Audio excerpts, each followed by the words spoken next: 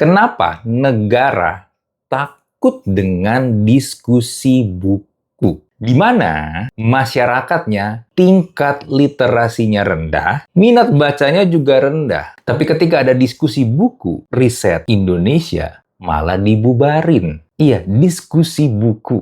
Ini bukan demo, ini bukan makar, ini bukan revolusi, tapi dibubarin. Nah, di episode kali ini, mari kita bedah bareng-bareng. Kenapa pemerintah takut dengan diskusi buku? Dan gue juga akan spill buku yang lebih berbahaya dibandingkan buku riset Indonesia. Mari kita mulai dengan sumber masalahnya. Buku riset Indonesia itu bukan buku yang ngajarin positive thinking, bukan buku self-improvement. Tapi buku ini berisi tentang catatan lapangan, cerita tentang ketimpangan, kritik pembangunan. Nah, bukunya sendiri itu ditulis oleh 4 orang. Jadi ada Farid Gaban, ada Dandi Laksono, ada Yusuf Priambodo, dan Benaya Harobu. Jadi mereka ini keliling Indonesia melalui 3 ekspedisi besar, lalu mereka mengumpulkan data, foto, video, dan cerita tentang kehidupan masyarakat sampai ke pelosok. Kalau yang gue lihat kenapa diberi judul Riset Indonesia, sebenarnya riset di sini tuh lebih ke riset paradigma, cara pikir, terutama ke orang muda yang membaca buku tersebut. Jadi, meriset, berpikir ulang tentang apa itu kemajuan dan keadilan. Lalu mencoba mengajak melihat Indonesia dari sisi lain yang jarang atau nggak pernah diberitakan oleh media utama. Lalu juga mengajak melihat solusi dari perspektif lokal, bukan perspektif dari Jakarta atau elit ekonomi. Nah, beberapa bab yang menurut gua menarik itu kayak How Low Can You Go, Ada Dunia Lain, Ekonomi dari Alam, Kota untuk Semua. Dan ini bukunya kalau nggak salah sekitar 400-an halaman. Tepatnya berapa gue lupa, tapi sekitar 400-an halaman. Jadi ini buku yang tebal. Nah, kembali lagi ke kalimat gue di awal video. Menjadi lucu sebenarnya, menjadi aneh, buku setebal itu membuat pihak-pihak yang mungkin merasa tersentil dengan isi bukunya, itu jadi panik. Come on, gini deh. Gue yakin itu buku, andaikan misalnya ada yang beli, gue nggak yakin juga dibaca sampai selesai. Lihatlah kebiasaan dan perilaku masyarakat kita. Ada nggak yang baca buku itu sampai selesai? Gue yakin ada. Tapi seberapa banyak sih? Dan buku ini sendiri sebenarnya nggak ngajak orang untuk, come on, kalau berpikir mengajak orang untuk memberontak, untuk makar, revolusi, itu terlalu berlebihan. Tapi buku ini ngajak orang untuk mikir. Berpikir dengan logika dan akal sehat terhadap kondisi yang ada, terutama di pelosok-pelosok Indonesia. Dan kelucuan yang lain, dibandingkan diskusi buku yang mungkin pesertanya, paling berapa sih? Berapa kali diskusi buku yang pernah gue lihat, yang datang tuh paling cuma berapa? Belasan, puluhan aja udah bagus. Sangat sulit untuk mengajak banyak orang untuk datang ke diskusi buku. Karena itu tadi, masyarakat kita, minat bacanya tuh sangat kurang. Tingkat literasi masyarakat kita itu rendah. Ngapain takut? Ngapain cemas? Ngapain parno terhadap buku? Giliran ada hoax, giliran ada teori konspirasi nggak jelas atau konten-konten goblok berjamaah yang dikonsumsi sama jutaan orang, malah didiemin. Ya mungkin karena orang-orang yang panik juga pakai soalnya. Makanya ya udahlah. Tapi buku kan bisa jadi ya.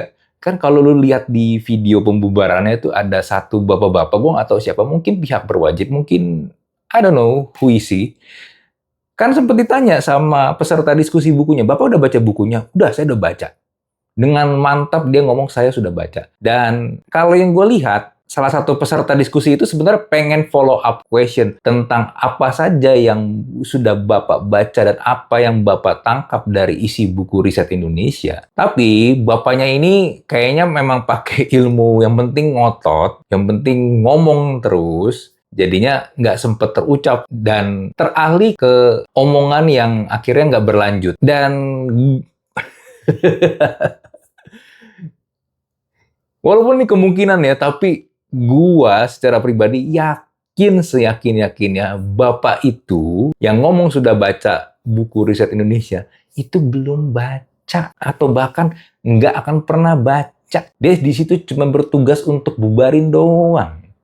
Makanya menjadi aneh sebenarnya melihat ada pihak-pihak yang khawatir dengan jumlah atau kalangan yang bisa disebut minoritas. Jumlahnya kan nggak banyak lah, kecil lah ya.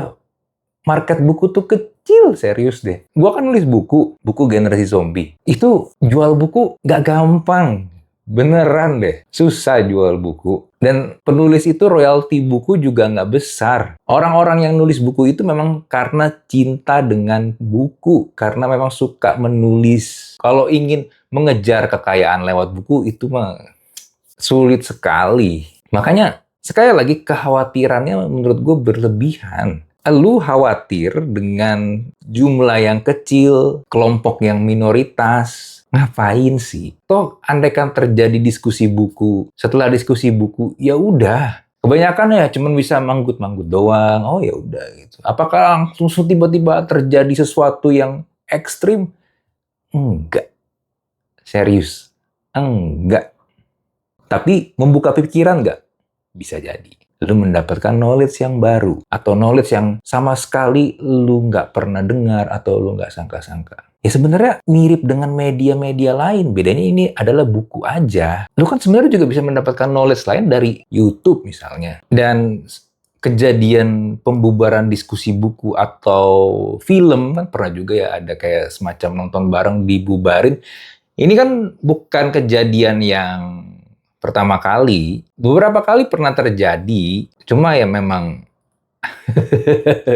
nggak tahu ya, aneh menurut gua, nggak logis gitu loh, takut atau parno dengan sesuatu hal yang, iya, lu kayak takut dan parno dengan anjing pudel, yang cuman lucu gitu, cuma bisa nyalak kecil-kecil gitu doang kan. Nah, pada akhirnya ketika terjadi pembubaran diskusi buku riset Indonesia ini, yang mungkin ya sebelumnya orang banyak nggak tahu tentang buku ini, tapi ini juga kesekian kalinya, lagi-lagi karena ada pihak-pihak yang parno dan dengan kekuasaan yang mereka punya, mereka melakukan tindakan yang berlebihan, kan akhirnya memancing perhatian publik. Orang-orang jadi banyak yang tahu, jadi penasaran kenapa diskusi buku riset Indonesia dibubarin, ada apa sih? Dan membuat orang akhirnya kan menjadi penasaran dan mencari bukunya, beli bukunya.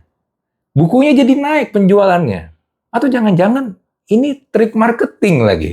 Emang untuk memacu penjualan buku riset Indonesia. Kan jadi paradoks ya.